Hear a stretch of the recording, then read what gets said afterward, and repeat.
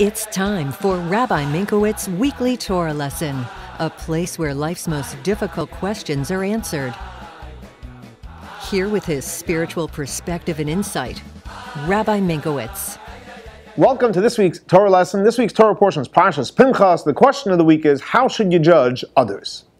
So in this week's Torah portion, Parsha Pinchas, it's a continuation of the end of last week's Torah portion, where Pinchas went ahead and saw people doing an immoral act in public, and he stood up and he killed them. And that actually stopped the plague of God and the wrath of God against the Jewish people. So what happened was the Jewish people said, 1 second, was Pinchas doing this because he was doing the right thing and he really wanted to stop someone doing something terrible and desecrating God's name?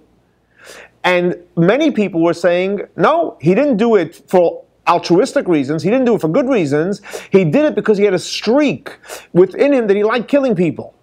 Where did we find that? Because Pinchas, his mother was Jethro's daughter, who was an idolater, and because he was an idolater, therefore he was an idolatrous act. It wasn't necessarily a holy act.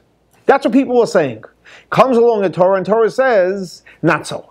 That who was Pinchas? Pinchas was the son, not of his, well, he's the son of his mother and father, but the Torah points out he was the son of his father Elazar, who Elazar was the son of Aaron the high priest, and just like Aaron the high priest was someone that loved everybody, same thing also Elazar, and the same thing also Pinchas.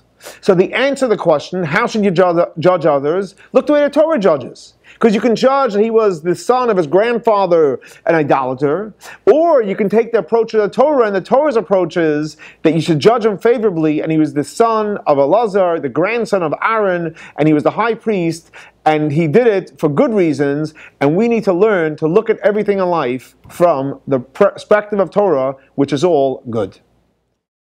This week's Torah lesson is in memory of Baruch ben Aryeh Leib and Shlomo Ben Yosef. May their souls be elevated for the Torah that we're studying in their memory.